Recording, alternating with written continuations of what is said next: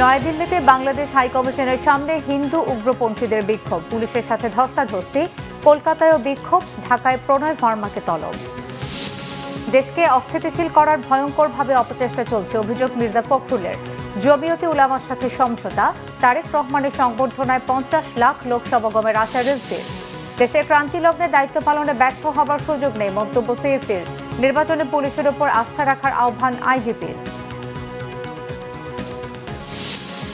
TFI সেলে নির্যাতন ও গুমের মামলায় শেখ হাসিনা ও 10 সেনা কর্মকর্তা সহ 17 জনের বিরুদ্ধে বিচার শুরুর আদেশ।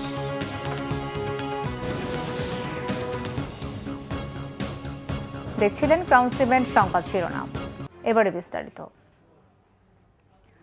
ভারতের নয়াদিল্লিতে বাংলাদেশের হাইকমিশন আর কলকাতায় ডেপুটি হাইকমিশনের সামনে আবারও ব্যাপক বিক্ষোভ করেছে উগ্রবাদী হিন্দুরা।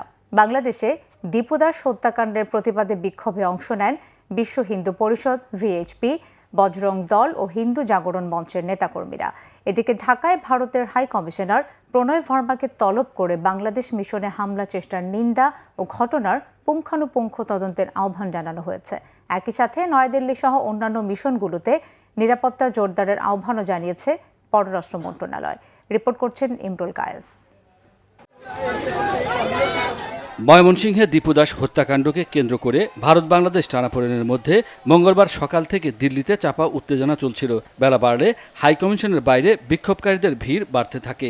উগ্রবাদী বিশ্ব হিন্দু পরিষদ, বজরং দল ও হিন্দু জাগরণ মঞ্চের নেতাকর্মীরা বাংলাদেশ মিশনের সামনে বিক্ষোভ শুরু করে।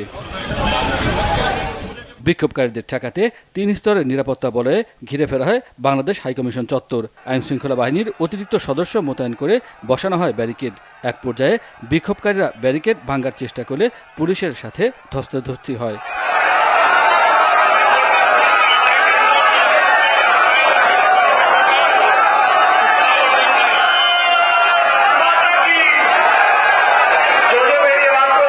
বিক্ষোভকারীরা বাংলাদেশ সরকার এবং প্রধান উপদেষ্টা ডক্টর মোহাম্মদ ইউনূসের বিরুদ্ধে আপত্তিকর স্লোগান দিতে থাকে। এদিকে টানা দ্বিতীয় দিনের মতো কলকাতার পার্ক সার্কাসে বাংলাদেশ ডেপুটি হাইকমিশনের সামনে বিক্ষোভ করেছে হিন্দু জাগরণ মঞ্চ ও বজরং দল। এর আগে দীপু হত্যার প্রতিবাদে শনিবার রাতে নয়াদিল্লির বাংলাদেশ হাইকমিশনের সামনে বিক্ষোভ করে উগ্র হিন্দুত্ববাদীরা। হত্যার হুমকি দেওয়া হয় হাইকমিশনারকে।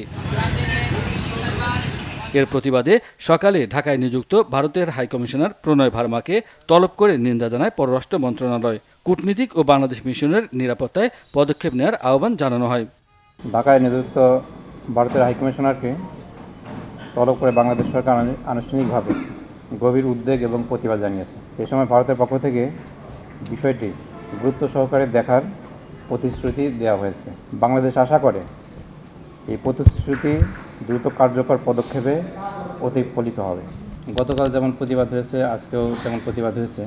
এটা জেনেই সেই প্রেক্ষিতেই আজকে এই তলবের ঘটনা ঘটে এবং সেখানে গভীর উদ্বেগ প্রকাশ করা হয় এবং তারাও আমাদেরকে আশ্বস্ত করেছেন যে এরকম তারা যথাযথ পদক্ষেপ নেবেন। নয়াদিল্লিতে বাংলাদেশ হাইকমিশনারকে হত্যার হুমকির সুষ্ঠু তদন্ত দাবি করে পররাষ্ট্র মন্ত্রণালয়। The government of Bangladesh called upon the government of India to conduct a thorough investigation into the incidents, to take all necessary measures to prevent the recurrence of such act and to ensure safety and security of Bangladesh's diplomatic missions and related facilities in India. The government of Bangladesh expects the government of India to immediately take appropriate steps in accordance with the international and diplomatic obligations to safeguard the dignity and security of diplomatic personnel and establishments.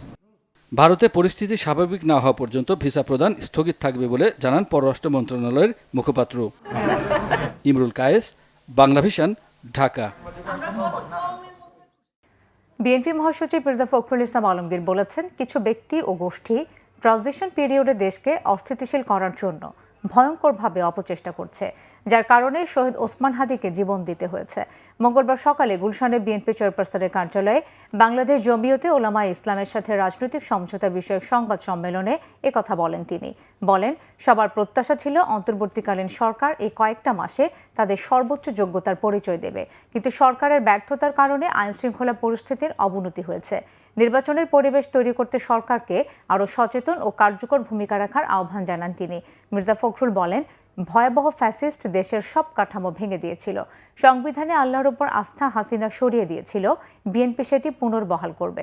এসবে নীলফামারী 1, নারায়ণগঞ্জ 4, সিলেট 5 ও ব্রাহ্মণবাড়িয়া 2 আসনে জমিয়তে ওলামার সাথে বিএনপির সমঝোতার কথা জানান মির্জা ফখরুল।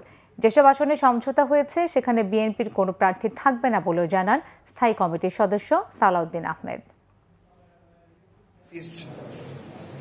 শাসন থেকে বেরিয়ে এসে আমরা এখন একটা নির্বাচনের দিকে যাচ্ছি এবং নির্বাচনের পরে একটা নির্বাচিত সরকার, নির্বাচিত পার্লামেন্ট আমাদের দেশকে, আমাদের জাতিকে সঠিক পথে এগিয়ে নিয়ে যাবে, এই প্রত্যাশা আমরা সবাই করছি।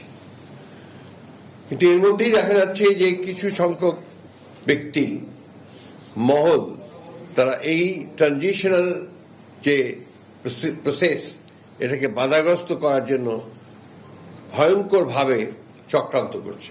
নির্বাচনের যে পরিবেশ তৈরি করা, এই পরিবেশ তৈরি করার জন্য তাদেরকে আরো সচেতন এবং ইতিবাচক ভূমিকা পালন করা দরকার, আরো কার্যকরী ভূমিকা পালন করা দরকার। তারেক রহমানের সংবর্ধনা কমিটির সদস্য সচিব ও বিএনপির সিনিয়র যুগ্ম মহাসচিব রুহুল কবির রিজভী বলেছেন, আগামী 25 ডিসেম্বর তারেক রহমানের সংবর্ধনায় মানুষের মহামিলন হবে। 1/2 কোটিরও বেশি মানুষ হবে বলেও প্রত্যাশা করেন তিনি। দুপুরে তারেক রহমানের সংবর্ধনা মঞ্চের কাজের অগ্রগতি পরিদর্শন করেন রুহুল কবির রিজভী। এ সময় বিএনপির সিনিয়র যুগ্ম মহাসচিব বলেন, তারেক রহমানের সংবর্ধনা অনুষ্ঠানের নিরাপত্তার জন্য সরকারের পাশাপাশি দল থেকেও ব্যবস্থা নেওয়া হচ্ছে। সরকার নিরাপত্তা নিয়ে আন্তরিক। তিনি জানান, তারেক রহমান বিমানবন্দর থেকে আগে সংবর্ধনা অনুষ্ঠানে যাবেন, পরে এভারকেয়ারে তার মা বিএনপি চেয়ারপারসন বেগম খালেদা জিয়াকে দেখতে যাবেন। 1/2 কোটিরও বেশি মানুষের উপস্থিতি হবে সেদিন ঢাকায়। আমাদের অন্যান্য যে প্রস্তুতি সেগুলো সম্পন্ন হওয়ার পথে, চূড়ান্ত হওয়ার পথে। উনি 17 বছর পর আসছে। জাতীয়তাবাদী শক্তির একজন প্রতীক, তাকে যে সতর্কতা এবং তার যে নিরাপত্তা সেটা বিধান করার দায়িত্ব প্রথমত সরকারের, তারপর দল সে বিষয়ে পদক্ষেপ গ্রহণ করছেন, একটার পর একটা তারা সেই প্রস্তুতি নিচ্ছেন। আমি আশা করি সরকারও সেটা নিচ্ছেন, যেটা আমরা এখানে তার কিছু উদাহরণ আমরা এখানে পাচ্ছি, দৃষ্টান্ত আমরা পাচ্ছি। বিএনপির ভারপ্রাপ্ত চেয়ারম্যান তারেক রহমানের দীর্ঘ নির্বাসন শেষে দেশে প্রত্যাবর্তন উপলক্ষে দেশজুড়ে আনন্দ মিছিল ও র্যালি করেছেন বিএনপি ও অঙ্গ সংগঠনের নেতাকর্মীরা। ফেনী উপজেলা ও পৌর বিএনপির উদ্যোগে প্রেস ক্লাবের সামনে থেকে আনন্দ মিছিল বের হয়। উপস্থিত ছিলেন বিএনপির কেন্দ্রীয় নির্বাহী কমিটির সদস্য মশিউর রহমান বিপ্লব। ময়মনসিংহে বিশাল আনন্দ মিছিল করেছে দক্ষিণ জেলা বিএনপি। নগরীর টাউন হল থেকে আনন্দ মিছিল বের হয়ে রেলওয়ে কৃষ্ণচূড়া চত্বরে শেষ হয়। মুন্সিগঞ্জের সিরাজদিখানে হয়েছে প্রস্তুতি সভা। প্রধান বক্তা ছিলেন বিএনপির কেন্দ্রীয় কমিটির স্বেচ্ছাসেবক বিষয়ক সম্পাদক মীর শরফত আলী সপু। সাভারের ঢাকা আরিচা মহাসড়কে মিছিল করে ঢাকা জেলা উত্তর ছাত্রদল। সংগঠনের সভাপতি মোহাম্মদ তবিজউদ্দিন এর নেতৃত্ব দেন। উপস্থিত ছিলেন ঢাকা জেলা উত্তর ছাত্রদলের বিভিন্ন ইউনিটের নেতাকর্মীরা। ভৈরব উপজেলা ও পৌর বিএনপির উদ্যোগেও আনন্দ র্যালি ও আলোচনা সভা হয়েছে। আনন্দ মিছিল হয়েছে রাজধানী লাগোয়া কেরানীগঞ্জেও। আইনের শাসন নিশ্চিত করতে ডিসি-এসপিদের কঠোর নির্দেশ দিয়েছেন প্রধান নির্বাচন কমিশনার এএমএম নাসির উদ্দিন। তিনি বলেন, যুগ সন্ধিক্ষণে দাঁড়িয়ে আছে দেশ। সঠিকভাবে দায়িত্ব পালনে ব্যর্থ হলে ভবিষ্যৎ প্রজন্মকে জবাব দিতে পারবো না। তাই দায়িত্বে ব্যর্থ হওয়ার কোনো সুযোগ নেই। আইনের শাসন কাকে বলে তা এবার দেখিয়ে দিতে চায় ইসি। সকালে রাজধানীর আগারগাঁয়ে নির্বাচন কমিশন ভবনে ত্রয়োদশ জাতীয় সংসদ নির্বাচন ও গণভোট নিয়ে জেলা প্রশাসক ও পুলিশ সুপারদের সঙ্গে মতবিনিময় সভায় এসব কথা বলেন এএমএম নাসির উদ্দিন। তিনি বলেন, আইনের শাসন কাকে বলে তা এবার দেখিয়ে দিতে চায় ইসি। খারাপ নির্বাচনের অপবাদ ঘুচিয়ে দিতে চান এই নির্বাচনের মাধ্যমে। আইনের শাসন নিশ্চিত করতে মাঠ প্রশাসনকে নির্দেশ দিয়ে ইসি আবারও বলেন, আইন সবার জন্য সমান, কোনো অপরাধীকে ছাড় দেবেন না। যুগ সন্ধিক্ষণে দাঁড়িয়ে আছে দেশ। সঠিকভাবে দায়িত্ব পালনে ব্যর্থ হলে ভবিষ্যৎ প্রজন্মকে জবাব দিতে পারবো না বলেও মন্তব্য করেন সিইসি। এদিকে শান্তিপূর্ণ নির্বাচনে পুলিশের ওপর ইসিকে আস্থা রাখার আহ্বান জানিয়েছেন আইজিপি। নির্বাচন ব্যবস্থাকে ধ্বংস করে দিয়েছি, বলা হচ্ছে আমরা সব যোগসাজশ করে একটা ম্যানেজড ইলেকশন করেছি। এই অপবাদ থেকে আমরা মুক্তি চাই, এই অপবাদ আমরা ঘোষাতে চাই। আমরা প্রমাণ করতে চাই যে আমরা সঠিক সুন্দর নির্বাচন করতে পারি এবং এটা একমাত্র আইনের শাসনের মাধ্যমেই সম্ভব, রুল অফ ল এর মাধ্যমেই সম্ভব। সুতরাং আপনারা যেটা মাঠ পর্যায়ে যারা আছেন তারা আইনের শাসনটা নিশ্চিত করবেন। এটাই হচ্ছে আমার, that is the bottom line. আইনের শাসন মানে আইন উইল বি ব্লাইন্ড, ল আপনার সবার জন্য সমানভাবে আপনারা প্রয়োগ করবেন। জাতীয় অর্থনৈতিক পরিষদের নির্বাহী কমিটি একনেক সভায় ৪৬,৪১৯ কোটি টাকা ব্যয়ে ২২টি প্রকল্পের অনুমোদন দেওয়া হয়েছে। প্রধান উপদেষ্টা এবং একনেক চেয়ারম্যান ডক্টর মোহাম্মদ ইউনূসের সভাপতিত্বে পরিকল্পনা কমিশনের এনএসি সম্মেলন কক্ষে অনুষ্ঠিত একনেক সভায় এই অনুমোদন দেওয়া হয়। এর মধ্যে নতুন প্রকল্প ১৪টি, সংশোধিত প্রকল্প ৫টি এবং ৩টি প্রকল্পের মেয়াদ বাড়ানো হয়েছে। ২২টি প্রকল্পের মধ্যে রয়েছে চট্টগ্রাম কক্সবাজার দিনাজপুর স্থলবন্দরের সংযোগ সড়ক সহ সড়ক ও সেতু মন্ত্রণালয়ের 5টি প্রকল্প। এছাড়া পল্লী উন্নয়ন ও সমবায় মন্ত্রণালয়ের 5টি, কৃষি, ধর্ম ও গৃহায়ণ মন্ত্রণালয়ের 1টি করে প্রকল্পের অনুমোদন দেয় একনেক। আওয়ামী লীগের ১.৫ দশকের শাসন আমলে ১৪ জনকে গুমের পর টাস্কফোর্স ফর ইন্টারন্যাশনাল টিএফআই সেলের নির্যাতনের ঘটনায় মানবতাবিরোধী অপরাধের মামলায় সাবেক প্রধানমন্ত্রী শেখ হাসিনা ও ১১ সেনা কর্মকর্তা সহ ১৭ জনের বিরুদ্ধে অভিযোগ গঠন করেছে আন্তর্জাতিক অপরাধ ট্রাইব্যুনাল। একই সাথে আসামিদের মামলা থেকে অব্যাহতির আবেদন খারিজ করে দিয়েছে ট্রাইব্যুনাল। এই মামলায় ২১ জানুয়ারি সূচনা বক্তব্য এবং সাক্ষ্য গ্রহণের জন্য দিন ঠিক করা হয়েছে। এর মাধ্যমে এই মামলার বিচার শুরু হলো। মঙ্গলবার বিচারপতি মোহাম্মদ গোলাম মর্তুজা মজুমদারের নেতৃত্বাধীন ৩ সদস্যের ট্রাইব্যুনাল ১ এই আদেশ দেন। আগামী ২১ জানুয়ারি এই মামলার সূচনা বক্তব্য ও সাক্ষ্য গ্রহণের জন্য দিন ধার্য করা হয়েছে। মামলায় ১৭ আসামির মধ্যে গ্রেফতার থাকা ১০ সেনা কর্মকর্তার উপস্থিতিতে ট্রাইব্যুনাল এই আদেশ দেন। গ্রেফতার থাকা সেনা কর্মকর্তারা হলেন ৪ ব্রিগেডিয়ার মোহাম্মদ জাহাঙ্গীর আলম, তোফায়েল মোস্তফা সারোয়ার, কামরুল হাসান ও মোহাম্মদ মাহবুব আলম, ৩ কর্নেল KM আজাদ, আবদুল্লাহ আল মোমেন ও আনোয়ার লতিফ খান। এছাড়া আছেন ৩ লেফটেন্যান্ট কর্নেল মশিউর রহমান জুয়েল, সাইফুল ইসলাম সুমন ও মোহাম্মদ সারোয়ার বিন কাশেম। ২০১৬ সাল থেকে ২০২৪ সাল সময়কালে ১৪ জন ভিকটিমের জন্য ১৭ জন আসামির বিরুদ্ধে মোট ৪টি অভিযোগ গঠন করা হয়েছে এবং এই ৪টি অভিযোগ গঠন করার পর মাননীয় আদালত আসামিদেরকে প্রশ্ন করেছেন তারা গিলটি প্লি করেন কিনা নাকি নট গিলটি। তারা প্রত্যেকেই নিজেদেরকে নির্দোষ দাবি করে ন্যায় বিচার প্রার্থনা করেছেন এবং সেই প্রেক্ষিতে আগামী ২১ জানুয়ারিতে ওপেনিং স্টেটমেন্ট এবং প্রথম সাক্ষ্য গ্রহণের মাধ্যমে এই মামলার বিচার কাজ শুরু হতে যাচ্ছে। আইনজীবী সাইফুল ইসলাম আলিফ হত্যা মামলার পরবর্তী বিচারিক কার্যক্রমের জন্য মামলাটি মহানগর দায়রা জজ আদালতে পাঠানোর আদেশ দেওয়া হয়েছে। মঙ্গলবার চট্টগ্রাম মেট্রোপলিটন ম্যাজিস্ট্রেট আদালত ১-এর ম্যাজিস্ট্রেট আবু বকর সিদ্দিক এই আদেশ দেন। এ সময় শহীদ আইনজীবী আলিফের পিতা ও মামলার বাদী জামাল উদ্দিন আদালতে উপস্থিত ছিলেন। বাদীর আইনজীবী অ্যাডভোকেট রায়হানুল ওয়াজেদ চৌধুরী জানান, নৃশংস ও চাঞ্চল্যকর আলিফ হত্যা মামলার তদন্তকারী কর্মকর্তা গত ১ জুন আদালতে চার্জশিট দাখিল করেন। ১৫ আগস্ট শুনানি শেষে আদালত চার্জশিট গ্রহণ করেন। চার্জশিটভুক্ত মোট ৩৯ জন আসামির মধ্যে ১৭ জন বর্তমানে পলাতক। পলাতক আসামিদের বিরুদ্ধে গ্রেফতারি পরোয়ানা, ক্রোকি ও হুলিয়া জারি করে পত্রিকায় বিজ্ঞপ্তি প্রকাশ করা হয়েছে। ন্যায় বিচার নিশ্চিত এবং দ্রুত ও দৃষ্টান্তমূলক বিচারের স্বার্থে মামলাটি অবিলম্বে দ্রুত বিচার ট্রাইব্যুনালে স্থানান্তরের দাবি জানিয়েছেন মামলার বাদী জামাল উদ্দিন। গত বছরের ২৫ নভেম্বর আইনজীবী সাইফুল ইসলাম আলিফকে কুপিয়ে হত্যা করা হয়।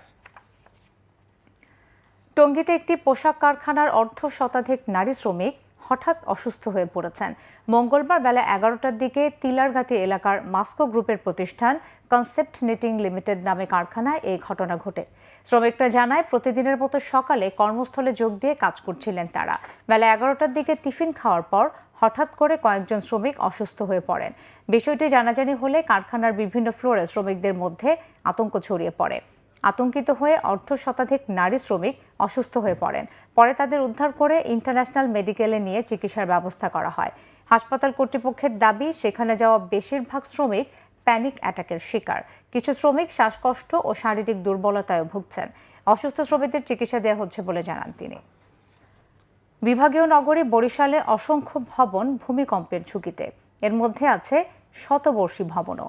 বিশেষজ্ঞরা জানিয়েছেন নগরীর প্রায় ৮০% ভবন রয়েছে ভাঙন ঝুঁকিতে। বেশিরভাগ ভবন বাংলাদেশ ন্যাশনাল বিল্ডিং কোড না মেনে তৈরি করায় বড় কম্পনে ধসের ঝুঁকির কথা জানিয়েছেন দুর্যোগ বিশেষজ্ঞরা। বরিশাল থেকে শাহিন হাসানের রিপোর্টে বিস্তারিত। ভূমিকম্পের আতঙ্কে বসবাস করছেন বরিশাল নগরীর ৮০% ভবনের মানুষ। বরিশালকে মধ্য ঝুঁকিপূর্ণ এলাকা বলা হলেও বিল্ডিং কোড অনুসরণ না করে ভবন গড়ায় সিটির প্রায় সব ভবনই এখন ঝুঁকিপূর্ণের তালিকায়। শুধু তাই নয়, প্রায় ১০ বছর আগে ঝুঁকিপূর্ণ হিসেবে চিহ্নিত করা ভবনগুলোও অপসারণ করা হয়নি, যেগুলো এই ঝুঁকি আরও বাড়িয়েছে। শতবর্ষী পুরাতন ভবনগুলো নিয়ে বেশি আতঙ্ক। এগুলো ঝুঁকিপূর্ণ বলা হলেও নির্বিকার মালিকরা। এমনকি যে সিটি কর্পোরেশন এসব ঝুঁকিপূর্ণ ভবন অপসারণে উদ্যোগ নেবে, তারা নিজেই অফিস করছেন ঝুঁকিপূর্ণ ভবনে। জেলা প্রশাসক কার্যালয়ের তথ্য অনুযায়ী বরিশাল জেলায় ঝুঁকিপূর্ণ ভবনের সংখ্যা ১.৫ শতাধিক, যার মধ্যে সিটি কর্পোরেশন এলাকায় রয়েছে ৩৫টি। ভূমিকম্পে এসব ভবন ধ্বংসস্তূপে পরিণত হওয়ার আশঙ্কা থাকলেও তোয়াক্কা করছে না কেউই। ভূমিকম্প হইলে সেটা আল্লাহর ইচ্ছা। 10 জন অবস্থা আমাকে এই অবস্থা দিয়ে বাইক দিয়ে যেতে চাই, আর কিছু করার নেই। বিল্ডিংয়ের ব্যাপারেই কোড মেনে চলাই বেটার। আমাদের যে ভাড়াটিয়া ছিল ওই ভাড়াটিয়া আমরা নামিয়ে দিয়েছি এবং আমি নতুন বিল্ডিং তৈরি করে আমরা এখন সেখানে বসবাস করতেছি। এখানে কেউ থাকে না। যে কোনো পাশের বিল্ডিং দৃশ্য বললে তো অনেক মানুষের ক্ষয়ক্ষতি হবে হয়তো। সাম্প্রতিক ভূমিকম্পে সিটির মাহমুদিয়া মাদ্রাসা এলাকার 4তলা হাওলাদার ভবনটি হেলে পড়ে পার্শ্ববর্তী একটি ভবনের উপর। এই ঘটনায় একে অপরকে দুষছেন ভবন মালিকরা। আমার ওদিকে 2 ফুট জায়গা ছিল, মাপজোপের কারণে ওরা মানে পরবর্তীতে ওই জায়গা বিক্রি হওয়ার পরে মাপার পরে আমাদের রাস্তার মধ্যে ঢুকে গেছে, এখন দিয়ে একটু কমে গেছে জায়গায়। সিটি কর্পোরেশন লোকেরা আসছিল আর কি, মাইপে রিপে গেছে, কি বলছে সেটা আমি বলতে পারিনি। নগরীর স্থপতি জানালেন, বিল্ডিং কোড না মানায় ও পলিমাটির উপর তড়িঘড়ি ভবন তৈরি করায় পরিস্থিতি আরও নাজুক হয়ে উঠেছে। বরিশাল শহরে আসলে নিয়ম মেনে বিল্ডিং হয়েছে এরকম নজির আসলে খুব কম। যে প্রপারলি যে সেটব্যাক রাখার কথা সেই ধরনের সেটব্যাক কিন্তু আসলে রাখা হয় না। ঝুঁকিপূর্ণ ভবনগুলোর বিষয়ে দ্রুত জরুরি পদক্ষেপ নেওয়ার কথা জানিয়েছেন সংশ্লিষ্টরা। লোক শিফট করতেছে, আমাদের একটা অফিস আছে, আমার সাথে আলাপ হয়েছে, আরেকটা অফিসে কিছু লোক শিফট করতেছে, আস্তে আস্তে শিফট করে ফেলবো। ঝুঁকিপূর্ণ ভবনগুলো আমরা সিলেক্ট করতে পারি এবং একই সাথে তাদেরকে আমরা নোটিশ দিই, তারা যেন নিজেরা ভেঙে নেন, না হলে আমরা আইনগতভাবে যদি সুযোগ থাকে তা আমরা নিজেরা ভেঙে দিয়ে আসবো। ভূমিকম্পে বড় ধরনের ক্ষয়ক্ষতি এড়াতে দ্রুত কার্যকর পদক্ষেপ দেখতে চান ঝুঁকিতে থাকা বাসিন্দারা। শাহিন হাসান, বাংলা ভিশন, বরিশাল। দেশের বিভিন্ন জায়গার আরো কিছু খবর নিয়ে একটি ডেস্ক রিপোর্ট।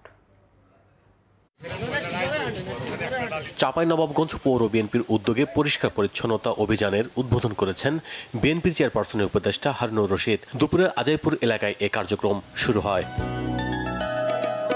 রাজশাহী 1 আসনে বিএনপির মনোনীত প্রার্থী অবসরপ্রাপ্ত মেজর জেনারেল শরীফ উদ্দিনের পক্ষে মনোনয়ন ফর্ম তুলেছেন নেতাকর্মীরা। গোদাগাড়ী উপজেলা নির্বাচন অফিস থেকে ফর্মটি তোলা হয়। গোপালগঞ্জের 3টি আসন থেকে মনোনয়ন ফর্ম সংগ্রহ করেছে জেলা বিএনপি। দুপুরে জেলা বিএনপির আহ্বায়ক শরীফ রাফিকুজ্জামান ও যুগ্ম আহ্বায়ক অ্যাডভোকেট আবুল খায়েরের নেতৃত্বে রিটার্নিং কর্মকর্তার কার্যালয় থেকে মনোনয়ন ফর্মগুলো সংগ্রহ করা হয়।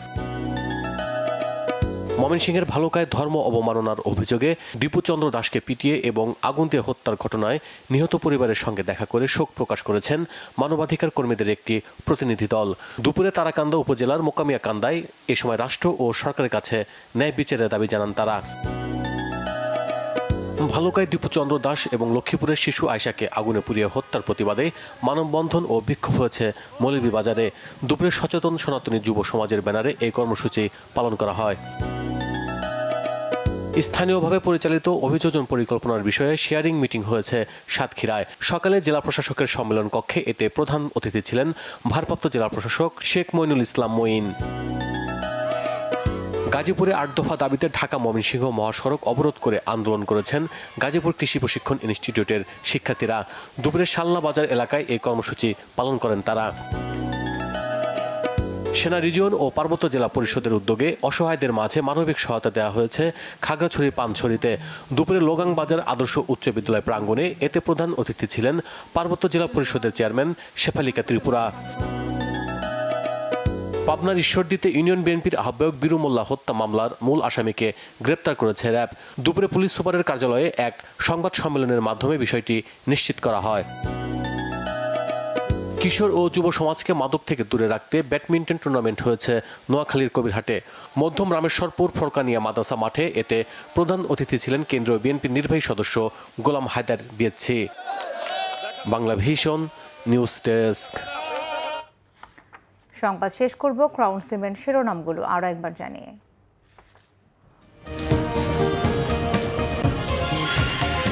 নয়াদিল্লিতে বাংলাদেশ হাইকমিশনের সামনে হিন্দু উগ্রপন্থীদের বিক্ষোভ, পুলিশের সাথে ধস্তাধস্তি। কলকাতায়ও বিক্ষোভ, ঢাকায় প্রণয় ভার্মাকে তলব। দেশকে অস্থিতিশীল করার ভয়ঙ্করভাবে অপচেষ্টা চলছে, অভিযোগ মির্জা ফখরুলের। জমিয়তে উলামার সাথে সমঝোতা, তারেক রহমানের সংবর্ধনায় 50 লাখ লোক সমাগমের আশা রিজভির। দেশের ক্রান্তি লগ্নে দায়িত্ব পালনে ব্যর্থ হওয়ার সুযোগ নেই, মন্তব্য সিইসির। নির্বাচনে পুলিশের ওপর আস্থা রাখার আহ্বান আইজিপির। টিএফআই সেলে নির্যাতন ও গুমের মামলায় শেখ হাসিনা ও 10 সেনা কর্মকর্তা সহ 17 জনের বিরুদ্ধে বিচার শুরুর আদেশ।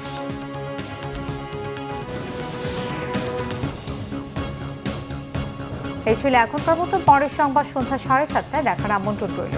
এছাড়াও বাংলা ভিশন সংবাদ ও সংবাদ সংশ্লিষ্ট অনুষ্ঠান দেখতে ভিজিট করুন www.bvnews24.com ও facebook.com/banglavisionnews এবং সাবস্ক্রাইব করুন youtube.com/banglavisionnews।